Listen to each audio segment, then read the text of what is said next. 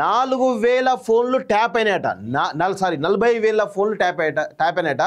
అది కూడా సంవత్సరానికి 9,000 చొప్పున. చూడండి, 2018 నుంచి ఏడాదికి సుమారు 9,000 చొప్పున FSL నివేదికలతో సిట్ చేతిలోకి కీలకమైనటువంటి ఆధారాలు అంటూ చూస్తాం. ప్రభాకర్ రావు ఆదేశాలతోనే వ్యవహారం, రికార్డుల పెన్ డ్రైవ్లు అన్నీ ఆయన వద్దే. విచారణలో ఒప్పుకున్న ప్రణీత్ రావు ఫోన్ ట్యాపింగ్ కేసులో సంచలనం, మరికొన్నిసార్లు విచారణకు పిలిచేటువంటి ఛాన్స్ అంటూ చూస్తున్నాం. ఈ దుర్మార్గుడు ఎవరైతే ఉన్నాడో, ఈ కరుడు కట్టినటువంటి పోలీసు కాకి ముసుగులో ఉన్నటువంటి ఉగ్రవాది ఎవడైతే ఉన్నాడో ప్రభాకర్ రావు అనేటువంటి దుర్మార్గుడు దాదాపు 2018 నుంచి 2023 డిసెంబర్ అంటే 24 వరకు 40,000 ఫోన్లకు పైగా ట్యాప్ చేసినట. సో సంవత్సరానికి 9,000 మంది ఫోన్లు ట్యాప్ చేసినట్టుగా తెస్తా ఉన్నారు. అది కేవలం తెలంగాణకి పరిమితం అంటే తెలంగాణ కాదు, ఆంధ్రప్రదేశ్, అదేవిధంగా ఇటు బీజేపీ సంబంధించినటువంటి అగ్రనాయకుల ఫోన్లు, జడ్జిల ఫోన్లు, అన్ని రకాల ఫోన్లను కూడా ట్యాప్ చేసిండు. మరి ఈ దుర్మార్గుడిని బహిరంగంగా ఉరిదీయాలి కదా. ఈ దుర్మార్గుడు ఎవరితో మరి వీడు చెప్తలేడు. వీడు ఎవరి పేర్లు చెప్పాలి? అసలు ప్రభుత్వ పెద్దల పేర్లు చెప్పాలి. కేసీఆర్ పేరా, కేటీఆర్ పేరా, సంతోష్ రావు పేరా, వీళ్ళ పేర్లు చెప్పాలి. సో వీడు చెప్తలేడు. ఆ దిశగా పోలీస్ డిపార్ట్మెంట్ సిట్ మరి ప్రయత్నం చేస్తుందా అంటే మాలాంటి వాళ్ళకైతే అనుమానాలు అయితే చాలా బలంగా ఉన్నాయి. సో ఇది కేవలం బీఆర్ఎస్ పార్టీ పైన, కేసీఆర్ పైన ఒక బురద చల్లేటువంటి విధంగా కనబడుతుంది తప్ప దీనిలో చర్యలు తీసుకునే విధంగా కనబడతలేదు. కేవలం స్థానిక సంస్థల ఎన్నికల్లో ఇక్కడ ఓట్లు కొల్లగొట్టేటువంటి ఒక ప్రయత్నం తప్ప ఒక పద్ధతి అయినటువంటి నిబద్ధత కనబడతలేదు అనేది చాలా స్పష్టంగా కనబడతా ఉంది. ఫోన్ ట్యాపింగ్ కేసులో సంచలన విషయాలు వెలుగులోకి వచ్చాయి. ఎస్ఐబి మాజీ chief Prabhakar Rao and team 4 ఏళ్లలో దాదాపుగా 40,000 ఫోన్లను ట్యాప్ చేసినట్టుగా సిట్ దర్యాప్తులో తేలినట్టు సమాచారం. 2018 నుంచి ఏడాదికి సుమారుగా 9,000 ఫోన్లు ట్యాపింగ్ చేసినట్టు తెలుస్తున్నది. ప్రభాకర్ రావు ఆదేశాల మేరకే ఇదంతా జరిగిందని, ఫోన్ ట్యాపింగ్తో పాటు కొన్నింటి కాల్ డేటాను సైతం సేకరించి వాటిపై నిఘా ఉంచారని వెలుగులోకి వచ్చినట్టు తెలుస్తున్నది. కేసు దర్యాప్తు చేస్తున్నటువంటి పోలీసు అధికారులు ఇప్పుడు ఈ 40,000 ఫోన్ నెంబర్ల చిట్టాను సేకరించినట్టు తెలుస్తూ ఉంది. సో 40,000 ఫోన్లను మరి ట్యాప్ చేసినట్టుగా సిట్ దగ్గర ఆధారాలు ఉన్నాయి కదా. మరి ఏం చేస్తుంది సిట్టు? ప్రభాకర్ రావును జైల్లో వేయాలి కదా, ఇమీడియట్గా ప్రాసెస్ కంప్లీట్ చేయాలి కదా. నాకైతే అనుమానమే. చూద్దాం. ఫోన్ ట్యాపింగ్ కేసులో పోలీసు సేకరించే ఆధారాలు, ఇతర ఎవిడెన్స్ సంబంధించి FSL ఫోరెన్సిక్ సైన్స్ ల్యాబ్ నివేదికలు విచారణ అధికారులకు అందాయి. సో ఈ నివేదికల ఆధారంగా పోలీసులు ప్రణీత్ రావును ప్రశ్నించడంతో అతడు ట్యాపింగ్ గుట్టు విప్పినట్టు తెలుస్తూ ఉంది. సో ఏం ట్యాపింగ్ గుట్టు విప్పినా కానీ అసలు దొంగల పేర్లు చెప్పట్లేదు. కేటీఆర్ పేరు కానీ, సంతోష్ రావు పేరు కానీ, వీళ్ళ పేర్లు కూడా చెప్తలేరు అని చాలా స్పష్టంగా మనకైతే అర్థమవుతా ఉంది. సో ఇది ఎంతవరకు ముందుకు పోతుంది కేసు అనేది కూడా కొంత అనుమానాలు అయితే బలంగా ఉన్నాయి. సో 2018 నుంచి ఏడాదికి సుమారు 9,000 ఫోన్లు ట్యాపింగ్ చేసినట్టు ప్రణీత్ రావు ఒప్పుకున్నట్టు తెలిసింది. ఈ రికార్డింగ్ పెన్ డ్రైవ్లు ప్రభాకర్ రావుకి ఇచ్చారని చెప్పినట్టు సమాచారం. ఆధారాలతో సహా పోలీసులు అతన్ని విచారించడంతో ప్రణీత్ రావు అబద్ధాలు చెప్పలేకపోయాడని పోలీసు వర్గాల్లో చర్చ జరుగుతున్నది. అతడు ఇచ్చిన స్టేట్మెంట్ ఆధారంగా సిట్ అధికారులు ఫోన్ ట్యాపింగ్ కేసులో కీలక ముందడుగు పడినట్టు టాక్ చేశాము. కానీ చూడండి ఎంత దుర్మార్గం చేశాము. కానీ సిట్ అధికారుల దర్యాప్తుతో ఎస్ఐబి మాజీ చీఫ్ ప్రభాకర్ రావు షాక్లో ఉన్నట్టు తెలుస్తున్నది. ఆయన ఊహించని విధంగా సిట్ అధికారులు ఫోన్ ట్యాపింగ్ సంబంధించినటువంటి ఆధారాల ముందుంచి ప్రశ్నించడంతో ఆయన అబద్ధాలు చెప్పే అవకాశం లేకుండా పోయిందని సమాచారం. అత్యధిక ప్రశ్నలకు అవును అది చేశాము అని జవాబులు ఇచ్చినట్టు పోలీసు వర్గాల చర్చ జరుగుతుంది. దీంతో కేసులో కొన్ని చిక్కుములు వీడుతున్నట్టు టాక్. ఎవరి కోసం ఇదంతా చేశారు అనే ప్రశ్నకు మాత్రం ప్రభాకర్ రావు మౌనంగా ఉన్నట్టు సమాచారం.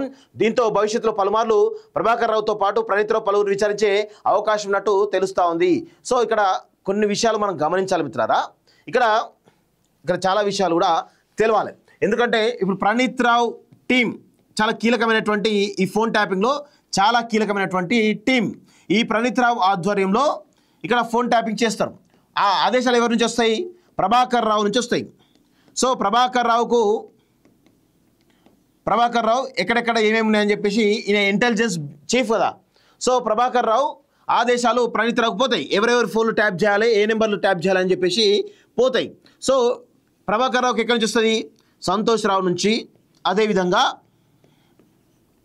సంతోష్ ప్లస్ కేటీఆర్ ప్లస్ కేసీఆర్, వీళ్ళ ఇద్దరి పైన కేసీఆర్ ఉంటాడు. సో ఇక్కడ ఏం జరుగుతుంది? వీళ్ళకు ప్రభాకర్ రావుకేమో వ్యక్తిగత ఎజెండాతోటి ఆయన చేస్తూ ఉంటాడు. వీళ్ళేమో కీలకంగా ఎవరెవరు ఉన్నారు, మీడియాలో ఎవరు ఉన్నారు, జర్నలిస్టులు ఎవరు ఉన్నారు, అసలు మా ప్రభుత్వం వెనుక ఏ కుట్రలు జరుగుతున్నాయనే కొనలో కొన్ని నెంబర్లు ప్రభాకర్ రావుకి ఇచ్చి ఈయనను ట్రేస్ చేయమని, రికార్డు చేయమని చెప్తారు. సో వీళ్ళు ఈ ప్రణీత్ రావు అనే టీం ఏం చేస్తారు, ఇవన్నిటి కూడా ట్రేస్ చేసేసి ఒక పెన్ డ్రైవ్లా లేదంటే హార్డ్ డిస్క్లా వేసేసి దీన్ని మళ్ళా ప్రభాకర్ రావు పంపిస్తారు. ప్రభాకర్ రావు ఏం చేస్తాడు, ఇవన్నిటిని కూడా వీళ్ళకి పంపిస్తాడు. వీళ్ళు ఏం చేస్తారు, ఇమీడియట్గా కేసీఆర్కు పంపిస్తారు. సో కేసీఆర్ ఏం చేస్తాడు, మీరు అబ్జర్వ్ చేయండి, కేసీఆర్ గత 10 ఏళ్లలో ఫామ్ హౌస్, ప్రగతి భవన్ తప్ప ఎక్కడ కూడా కనబడలేదు. ఆయన అక్కడ ఏం చేస్తూ ఉన్నాడు, ఫామ్ హౌస్లో ప్రజలను కలుస్తున్నాడా, అధికారులను కలుస్తున్నాడా, ఏమైనా చేస్తున్నాడా అంటే కేవలం ఈ ఆడియోలు, పెన్ డ్రైవ్లో ఉన్నటువంటి ఆడియోలు వినుకుంటా ఇక్కడ కీలకమైన ఆదేశాలను ప్రభాకర్ రావుకా లేకపోతే ఇంకొక దుర్మార్గుడు ఉంటాడు గోనె సందీప్ రావు అని చెప్పేసి. సో గోనె సందీప్ రావు ఎస్ఓటి, ఈయననే అసలు దొంగ, ఈయన కూడా అసలు దొంగ. దీనిని ఎందుకు విచారిస్తున్నారో నాకు ఇంతవరకు అర్థం కాని విషయం. గోనె సందీప్ రావు ఎస్ఓటి డీసీపీగా ఉన్నాడు, ఏది పేట్ బషీర్ బాకి, మరి ఆయన ఎందుకు విచారిస్తున్నారు? అందుకే నాకు ఈ ఫోన్ ట్యాపింగ్లో చాలా కీలకమైనటువంటి అనుమానాలు ఎందుకు కలుగుతూ ఉన్నాయంటే, ఇక్కడ వీళ్ళు చేస్తున్న వాస్తవం వీళ్ళు కరెక్టే, కానీ ఇక్కడ ఎస్ఓటి డీజీపీగా ఉన్నటువంటి గోనె సందీప్ రావు ఎందుకు విచారించట్లేదు? దాని వెనకాలంటే మతలబ్ ఏంటి? అసలు ఈయన కంఫర్ట్ ఐపీఎస్గా ఎట్లా మారిండు, కంఫర్ట్ ఐపీఎస్గా ఏ విధంగా ఆయనకు ప్రమోషన్ ఇచ్చిరు, వేరే వాళ్ళకి లేనటువంటి అడ్వాంటేజ్ ఈయనకి ఎట్లున్నాయి? సో దీనిపైన కూడా విచారణ జరగాలి. సో అవేవి జరగకుండా అందుకే కేసు పైన చాలా అనుమానాలు ఉన్నాయని చెప్పేసి నేను అంటా ఉన్నాను. వీళ్ళు సరి అయినటువంటి రీతిలో ఎంక్వైరీ చేయట్లేదు. గోనె సందీప్ రావుని ఎందుకు కాపాడుతున్నారో ఇంతవరకు కూడా అర్థం కానటువంటి పరిస్థితే కనబడతా ఉంది. అయితే ఇక్కడ ఏం చేస్తున్నాడు, ఈ పెన్ డ్రైవ్ లేదా హార్డ్ డిస్క్ ద్వారా వచ్చినటువంటి ఆడియోలు అన్నిటి కూడా కేసీఆర్ ఫామ్ హౌస్లో ఆయన ఒక రూమ్లో, ఫామ్ హౌస్లో ఉన్నటువంటి ఒక రూమ్లో పెట్టుకొని వింటాడు. విన్న తర్వాత ఆదేశాలను గోనె సందీప్ రావుకు చేరవేస్తాడు. గోనె సందీప్ రావు ఆధ్వర్యంలో ఎస్ఓటి టీం సివిల్ డ్రెస్లలో వెళ్ళి ఎక్కడికక్కడ ఒక రౌడీలాగా, గూండాలాగా వాళ్ళందరూ కూడా తీసుకొచ్చేసి పెద్ద ఎత్తున చేస్తూ ఉన్న విషయం గమనించాల్సిన అవసరం అయితే ఉంది. వాళ్ళని తీసుకొచ్చేసి హరాజ్ చేయడం, లేదంటే రాధాకిషన్ రావు చెప్తాడు, ఏది టాస్క్ ఫోర్స్ సంబంధించినటువంటి రాధాకిషన్ రావు, ఈయనను కూడా తీసుకొస్తారు.